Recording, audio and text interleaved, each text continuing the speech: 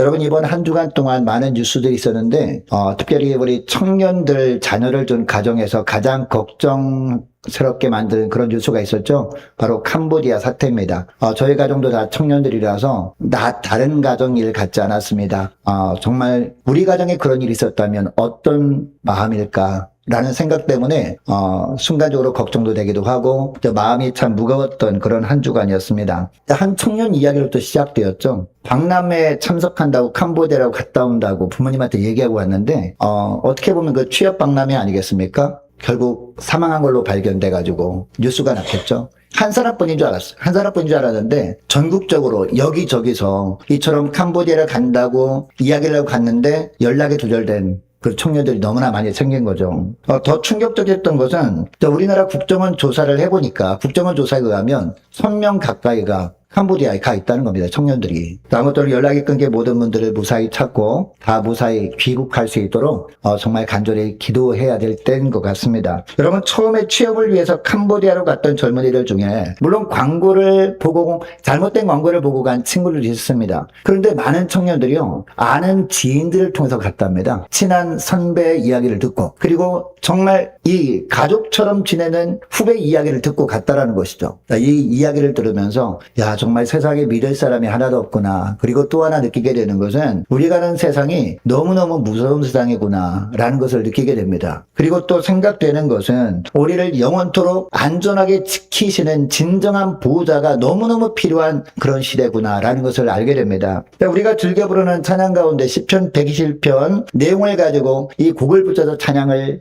우리가 부르는 찬양이 있죠. 하나님은 너를 지키시는 자라는 찬양인데 여러분이 가사가 처음에 어떤 소절로 시작합니까? 하나님은 너를 지키시는 자 너희 우편에서 너의 그늘이 되신다. 이렇게 우리가 찬양을 시작하는 그런 찬양을 우리가 즐겨 부릅니다. 여러분 이 소절에서 너는 누구를 말하죠? 너는 다른 사람이 아니라 바로 예수 믿어 하나님의 자녀가 된 저와 여러분을 의미하는 거 우리가 다 잘 압니다. 하나님의 저와 여러분이 우편이 되어 주신다. 이것이 우리에게 얼마나 위로가 되고 우리가 얼마나 힘이 되는 그런 찬양의 가사인지 모릅니다. 부활하여 영원토록 살아계신 우리 주님께서 우리가 예수님하고 함께 하시나 잘 느껴지지 않는다 그럴지라도 주님이 늘 우리 곁에 그늘처럼 함께 하신다. 이 말씀이기 때문에 우리에게 소망이 되는 그런 말씀 구절인 줄 믿습니다. 하나님이 결코 우리의 손을 놓지 않으실 뿐만 아니라 우리를 지키시고 보호해 주신다라는 의미이기 때문이다. 자, 간혹가다가 우리는요 믿음으로 처음에 살다가 주님을 만났다고 감격하며 지내다가 우리가 처음에는 주님을 끝까지 놓지 않으려고 하며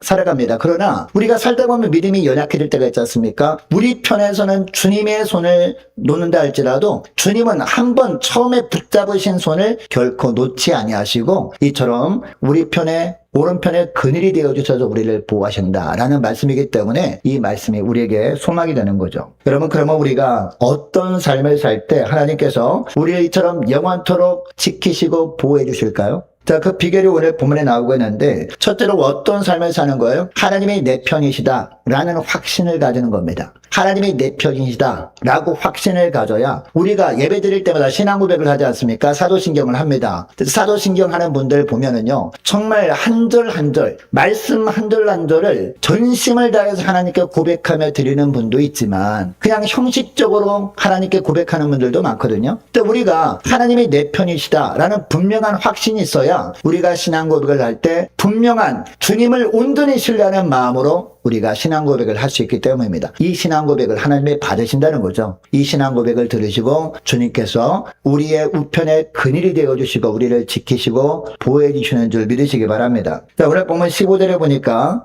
성막을 세운 날이었습니다. 이날 성막을 다 세운 후에 어떤 일이 벌어졌습니까? 이제 구름 기둥이요. 이제 높이 이렇게 떠올랐던 구름 기둥이 땅으로 이렇게 내려앉습니다. 구름 기둥이 쫙 이렇게 뭘 덮어요? 성막을 덮었다라고 하고 있습니다. 그리고 저녁이 되자 어떤 일이 있었어요? 성막 위에 불 모양 같은 것이 나타났습니다. 그리고 아침까지 사라지지 않았다라고 하고 있습니다. 자, 그런데 16절 말씀 보니까요. 항상 그러하여 라고 하고 있습니다. 무슨 이야기입니까? 그냥 하루만 이렇게 잠깐 이런 신비한 일이 있다가 사라져버린 것이 아니라 언제까지? 광야 40년 세월 하는 동안에 날마다 매 순간마다 똑같이 이런 일이 반복되었다라는 것이죠. 하나님께서 저녁 때마다 불모양 같은 것이 나타나게 하신 이유가 뭘까요? 당시 이스라엘 백성들이 광야 생활하는 동안에 낮에는 어떤 모습이 있었어요? 뜨거운 햇볕이 내리쪼였던 것이죠. 그러다 보니까 너무너무 뜨거웠습니다. 뭐가 필요해요? 이처럼 구름 기둥이 필요한 거죠. 그래서 그늘이 필요했던 것이죠. 그래서 구름 기둥이 있었고 밤에는요 이제 햇볕이 쪼이지 않기 때문에 밤에는 기온이 갑자기 낮아집니다. 그래서 밤에는 추웠어요.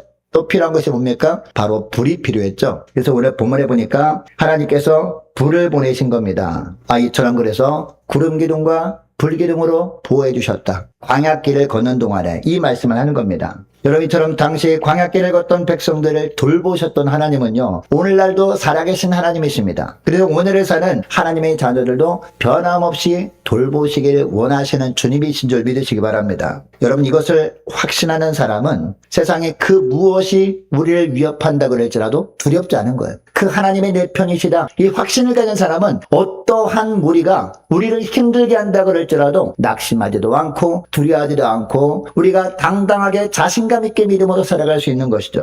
여러분 그래서 다윗도 시편 23편 4절에 보니까 이런 고백을 하죠. 내가 사막의 음침한 골짜기를 다닐지라도 해를 두려워하지 않을 것은 주께서 나와 함께 하심이라. 우리가 잘 아는 말씀이죠. 여러분 여기서 사막의 음침한 골짜기라고 하는 것은 다윗이 어떤 때를 생각하면서 이 사망의 음침한 골짜기라고 표현한 것일까요? 사망의 음침한 골짜기는요, 맹수들이 득실되는 곳입니다. 그리고 예측할 수 없는 위험이 도사리고 있는 곳이 바로 이 사망의 음침한 골짜기입니다. 그리고 어느 누구라도 두려움에 떨 수밖에 없는 어려움이 찾아왔던 곳, 그곳이 바로 사망의 음침한 골짜기. 여러분, 다윗은 자신의 삶을 돌아보면서 자신이 너무나 어려움 가운데 있었던 때를 기억하지 않았겠습니까? 어떤 때를 떠올리면서 내가 그때 사망의 음침한 골짜기를 다녔지만 내가 두려워하지 않았다라고 고백하고 있는 것일까요? 아마도 어릴 때는 아버지 양떼를 치다가 맹수들이 공격해올 때였을 겁니다. 그때 맹수들과 그냥 혈혈단신으로 싸운 거죠. 사자들과 싸웠습니다. 그리고 곰과도 싸웠습니다. 곰과도 치열하게 싸울 때 외롭지 않았습니다. 왜? 하나님이 내 편이시고 그 하나님이 나와 함께 하신다라는 생각을 가지고 하니까 하나님이 주신 힘으로 날마다 그 짐승들을 내쫓고 양떼들을 보호할 수 있었던 것이죠. 그리고 또 언제였을까요? 엄청난 거구의 골리앗과 홀로 싸울 때였습니다. 여러분 이때도 이 다윗이 어떤 모습으로 나갔습니까?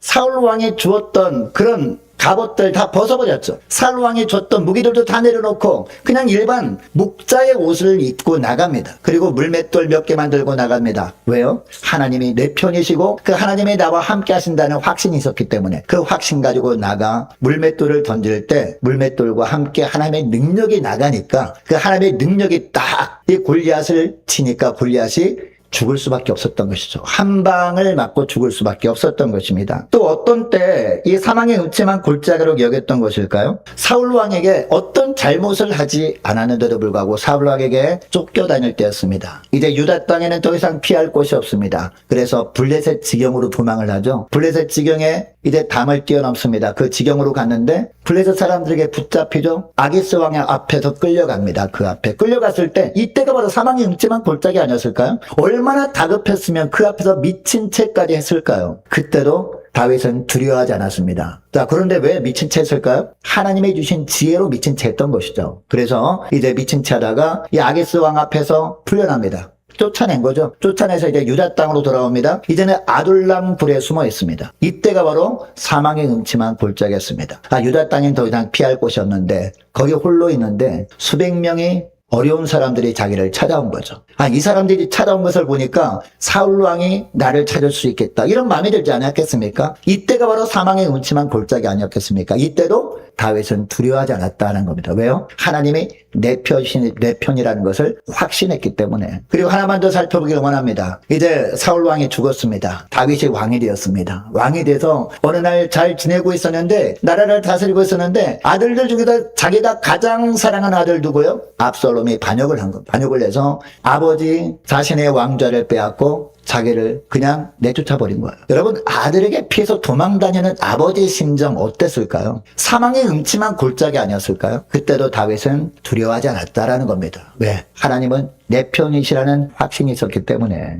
다윗은 그래서 사망의 음침한 골짜기로 다닐 때 그때가 있었는데 그때도 두려워하지 않았다면 앞으로도 하나님께서 나를 단련시키기 위해서 사망의 음침한 골짜기를 다니게 하실 때가 있을 텐데 그때도 나는 두려워하지 않겠다. 왜? 하나님은 내 편이시기 때문에. 그 내 편이신 하나님께서 지팡이와 막대기로 나를 안위해 주실 것을 확신하기 때문에 두려워하지 않겠다라고 고백을 하고 있는 겁니다. 여러분, 바울도 3차에 걸친 선교여행을 하지 않았습니까? 이때 수많은 사망의 음침한 골짜기를 지날 때가 있었습니다. 고린도후서 11장 23절부터 27절까지 말씀을 보면 바울이 얼마나 많은 사망의 음침한 골짜기를 다녔었는지를 보여주고 있는데요. 11장 23절 하반절 말씀 보시기 바랍니다. 내가 수고를 넘치도록 하고 옥에 갇히기도 더 많이 하고 매도 수없이 맞고 여러 번 죽을 뻔하였으니 기가 막힌 일을 만나지 않았습니까? 그리고 24절 보니까 유대인들에게 40의 하나다만 매를 5번 맞았으며 25절 보니까 3번 태장으로 맞고 1번 돌로 맞고 3번 파손하고 일주일을 깊은 바다에서 지냈으며 26절 보니까 여러 번 여행하면서 강의 위험과 강도의 위험과 동족의 위험과 이방인의 위험과 신의 위험과 광야의 위험과 바다의 위험과 거짓 형제 중의 위험을 당하고 27절 마지막 보니까 또 수고하며 애쓰고 여러 번 자지 못하고 줄이며 목마르고 여러 번 굶고 춥고 헐벗어노라 라고 하고 있습니다. 이 세상의 고난이란 고난은 전부 당한 겁니다. 여러분, 부활의 주님을 만나기 전엔 여러분 이런 고난을 겪을 필요가 없었겠죠. 평안한 삶을 살 수 있었습니다. 그러나 부활의 주님을 만나서 주님께서 이방인의 사도로 부르신 것에 순종해서 이방인의 사도가 되기 위해서 선교 여행을 하는 동안에 이런 놀라운 엄청난 그런 고난을 겪은 겁니다. 사망의 음침한 골짜기를 한두 번이 아니라 수도 없이 겪은 겁니다. 그런데 그때마다 어떻게 했어요? 바울이 낙심하지 않았다는 겁니다. 바울은 그래서 로마서 8장 37절부터 이렇게 고백을 합니다. 37절 말씀 보면 그러나 이 모든 일에 우리를 사랑하시는 이로 말미암아 우리가 넉넉히 이기느니라 라고 고백합니다. 그리고 38절부터 보니까 내가 확신하노니 사망이나 생명이나 천사들이나 권세자들이나 현재일이나 장래일이나 능력이나 30절 보니까 높음이나 깊음이나 다른 어떤 피조물이라도 우리를 우리 주 그리스도 예수 안에 있는 하나님의 사랑에서 끊을 수 없느니라. 할렐루야. 이런 고백을 합니다. 왜 이처럼 하나님의 사랑에서 끊을 수 없느니라 라고 하고 있습니까? 하나님은 내 편이시라는 확신이 있었기 때문에. 여러분들도 살다 보면 내 힘으로 도저히 헤어나올 길이 없어 보이는 사망의 음침한 골짜기를 지날 때가 있습니다. 인간이 어떤 위로도 힘이 되지 않는 그런 광야를 지날 때가 있다라는 겁니다. 여러분, 캄보디아에서 살해를 당한 그 부모님 입장에서 생각해 봤어요. 어떤 사람의 말이 위로가 되겠습니까? 만약에 우리 삶 가운데 물론 그런 일이 있으면 절대 안 되겠지만 비슷한 일이 있을 때 누구한테 어떤 말이 위로가 되겠습니까? 그러나 우리에게는 참된 위로자 되시는 주님이 계십니다. 내 편이 되신 주님이 계신다라는 겁니다. 이런 때도 하나님께서 우리와 동행하고 계심을 믿으시기 바랍니다. 그 하나님께서 우리를 영원토록 도우시고 보호하시길 원하신다라는 것을 꼭 기억하시길 원합니다. 여러분, 이것을 기억하시고 하나님은 내 편이시니 누가 우리를 헤아리요. 이런 시편 기자의 고백이 저와 여러분의 고백이 되시길 원합니다. 하나님의 내 편이시라는 고백과 함께 우리가 신앙 고백을 할 때마다 절절한 마음으로 우리의 신앙을 진실된 마음으로 주 앞에 고백하는 겁니다. 이런 고백을 하는 것을 주님이 다 들으십니다. 주님이 다 들으시고 주님께서 우리 우편에 그늘이 되어주시면서 우리를 지키시고 안전하게 천국 가는 그날까지 보호해 주시는 줄 믿으시기 바랍니다. 자, 그리고 둘째로 우리가 이런 고백을 했잖아요. 그럼 어떤 삶을 살아야 되냐? 이런 우리 신앙 고백을 분명히 했습니다. 하나님이 내 편이십니다라는 확신을 가지고 삽니다. 자, 그 다음에 될 것은 뭐냐? 보조를 맞추는 거예요. 누구랑? 하나님과 보조를 맞추는 것이 중요하다라는 겁니다. 이런 고백만 하고 그냥 끝내면 안 되는 거예요. 하나님께서 한 발 내디디면 우리도 그 한 발에 따라서 우리가 내디디고 그 다음에 또 하나님이 멈추면 계속해서 머물고 이게 필요하다라는 겁니다. 자, 17절 말씀부터 보면 이 내용인데요. 자, 이스라엘 백성들이 드디어 행진을 시작합니다. 자, 그런데 그들이 행진할 때 특별한 모습이 있습니다. 자, 17절부터 23절까지 계속 반복되는 구절이 뭐예요? 여호와의 명령을 따라 이겁니다. 이게 바로 하나님과 보조를 맞추는 모습이라는 거죠. 자, 18절에 보면 두 번이나 이 구절이 반복되죠. 그리고 19절, 20절, 23절까지 계속해서 반복되어서 등장하는 구절이 바로 여호와의 명령을 따라 행했다라는 구절이에요. 자, 요약해 보면 구름이 성막에 떠오르면 어떻게 해서요? 행진을 시작합니다. 구름이 머무르면 그곳에 진을 쳤습니다. 이것을 계속해서 반복하는 모습이 오늘 본문에 나오고 있는 것이죠. 그리고 19절 말씀 보니까 구름이 장막 위에 오래 머무를 때가 있었어요. 여러분 이때도 이스라엘 백성들이 어떻게 했어요? 여호와의 명령에 따라서 거기에 머물렀다. 진행하지 않았다. 왜? 하나님이 이 구름 기둥이 거기에 머물러 있었기 때문에 진행하지 않고 거기에 머물러 있었다라는 겁니다. 또 20절 말씀 보니까 구름이 장막 위에 머무는 날이 적을 때도 있었거든요. 잠깐 머물렀다가 또 구름이 이동하니까 이동해야 되잖아요. 그때 여러분 마음속에 아니 그 광야길이 너무나 힘들고 지친 때 좀 더 쉬었다 가면 안 될까라고 생각될 수도 있었습니다. 그런데 불평하는 사람이 한 사람도 있었다 없었다? 한 사람도 없었다라는 겁니다.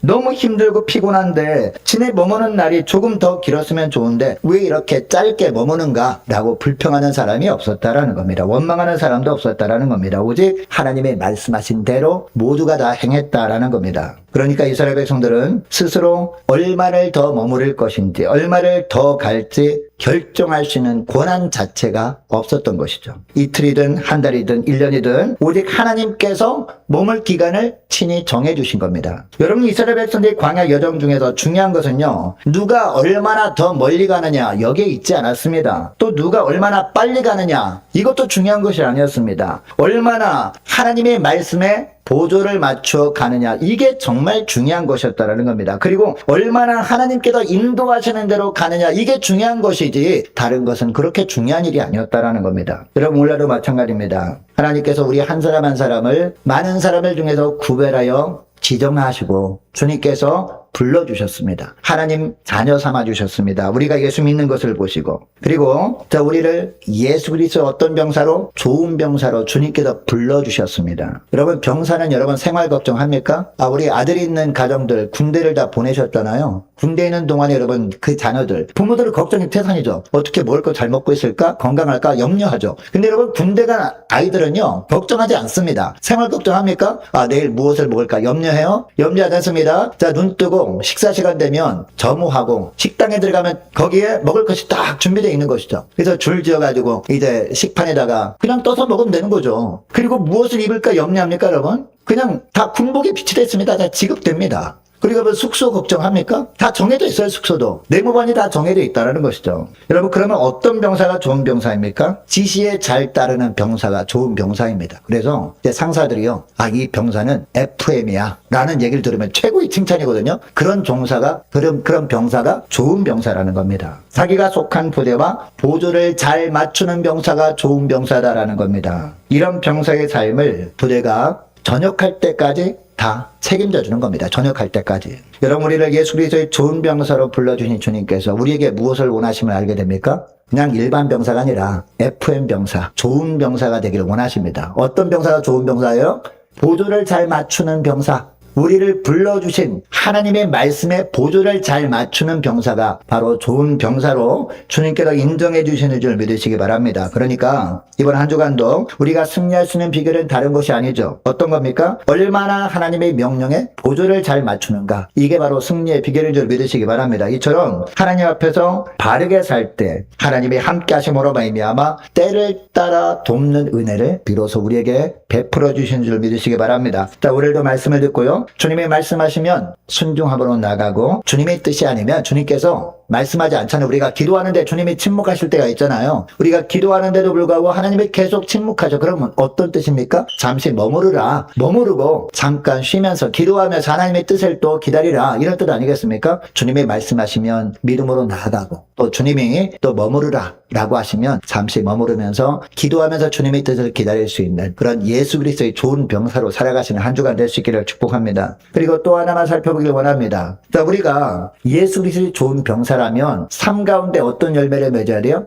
하나님이 원하시는 열매를 맺어야 되잖아요. 하나님이 원하시는 열매. 그죠? 하나님이 원하시는 열매가 뭐예요? 성령 하나님의 맺어주시는 열매. 그게 뭡니까? 성령의 열매를 사모하며 살아가는 거예요. 물론 우리 힘으로 안 돼요. 우리 노력으로 안 됩니다. 우리 힘으로는 안 돼서 우리는 간절히 소망을 합니다. 성령의 열매를 맺기를 원합니다. 그래서 주님의 마음을 기쁘게 드리길 원합니다. 우리가 간절히 소망하며 살아야 된다는 거죠. 이것을 위해서 우리가 간절히 소망하며 살면 우리 10년 가운데 함께 함께 하시는 성령께서 힘을 주시고 능력을 주시거든요. 그 성령의 능력으로 말미암아 우리가 삶 가운데 성령의 열매가 맺혀지게 되는 줄 믿으시기 바랍니다. 여러분, 하나님께서 구름 기둥과 불 기둥으로 인도하셨을 때 그때가 언제였습니까? 성막이 세워진 날이었죠. 여러분, 구름 기둥과 불 기둥은요, 성막에 하나님의 임재하심을 증거해 주시는 것이었습니다. 구름 기둥과 불 기둥으로 백성들 앞에서 하나님께서 인도하셨다는 것은 성막이 백성들 앞서 인도하셨다라는 뜻이죠. 자, 오늘도 마찬가지입니다. 여러분, 하나님은 우리를 먼저 보내실 때 우리만 보내지 않습니다. 주님께서 앞서 가시면서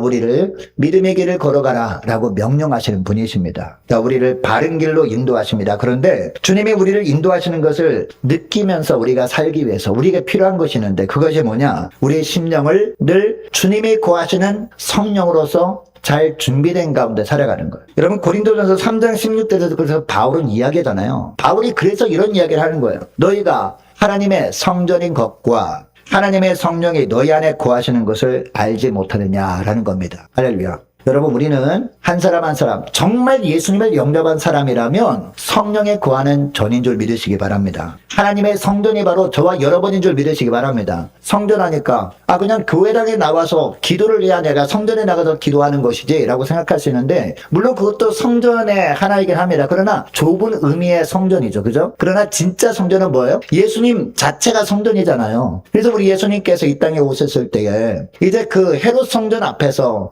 바리새인과 서기관들에게 말하잖아요. 너희가 이 성전을 헐라, 내가 사흘만 일으키리라 말씀하지 않습니까? 그러면서 뭐라고 합니까? 요한복음 3장에 보면은 이는 성전이고 자기 육체를 의미함이라, 이런 말씀이 나오거든요. 자, 그러니까 예수님 자체가 성전인 줄 믿으시기 바랍니다. 근데 그 성전 대신 예수님을 우리가 모시고 있잖아요. 예수님을 영접했잖아요. 그러면 우리가 뭐예요? 예수님을 모시고 있는 성전이라는 겁니다. 그래서 성령에 거하는 전이다 라고 하는 겁니다. 자, 그렇다면 우리가 어떤 삶을 살아야 됩니까? 날마다 거룩하신 예수님을 내가 모시고 있는데, 그러면 우리가 어떤 삶을 살아야 돼요? 거룩하신 예수님을 모시고 있는 성전다운 삶을 살아야 돼요. 그것이 뭡니까? 하나님께서 원하시는 삶의 열매를 맺기를 소망하며 살아가는 것. 이게 중요하다는 거죠. 이런 소망을 위해서 우리가 간절히 기도할 때, 그런 기도는요, 하나님이 기뻐하시는 기도잖아요. 주님께서 너무 기뻐하시면서 성령의 능력을 주신다는 거죠. 성령의 능력으로 우리 삶 가운데 성령의 열매를 맺어주신다는 겁니다. 이 삶 가운데 성령의 열매가 맺혀지잖아요. 그러면은 사람들이 그걸 볼 건 아니겠습니까? 성령의 열매가 맺히는 것을 보면서 어떤 느낌을 갖습니까? 사람들이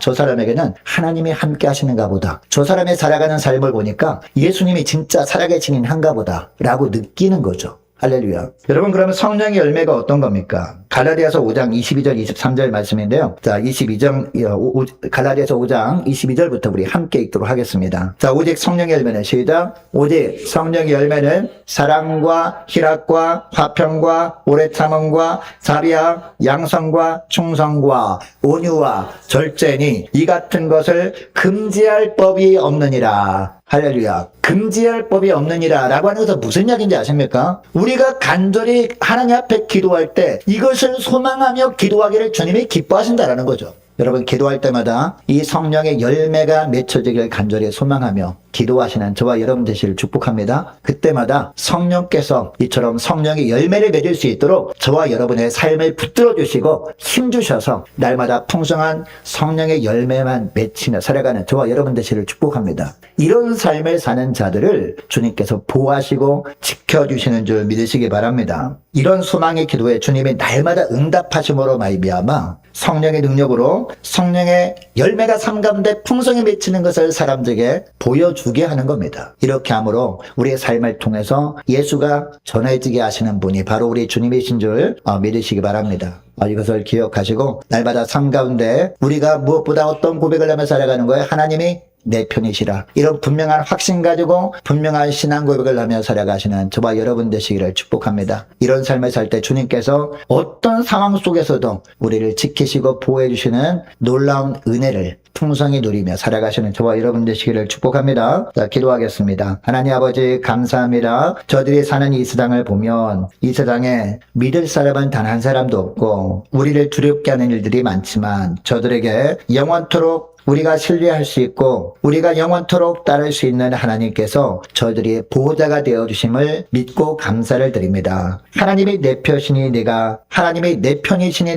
누구를 두려워하리요. 담대하게 고백했던 시편 기자의 고백이 날마다 저희들의 고백이 될 수 있도록 도와주시고, 이런 분명한 확신을 가지고 주님을 향한 분명한 신앙 고백을 하며 살아가는 복된 한 주간 될 수 있도록 주님 은총 내려 주옵소서. 또한 주님이 말씀하시면 말씀하신 대로 순종함으로 나아가고, 주님의 뜻이 아니면 잠잠히 기도하면서 기다리는 저희를 되게 하시고, 또한 성령이 온전히 구하시는 전으로서 삶 가운데 성령의 열매만 맺히며 살기를 소망하며 살아갈 때 성령의 능력으로 성령의 열매를 맺는 삶을 통해 세상 사람들이 하나님께서 저희들과 함께 하심을 보게 하시고, 주님께서 늘 저들이 우편에 그늘이 되어 주셔서 항상 지키시고 보호해 주시는 은혜가 날마다 저희들의 삶 가운데 넘치게 하여 주옵소서. 감사드리오며 우리 주 예수 그리스도의 이름으로 기도드리옵나이다. 아멘.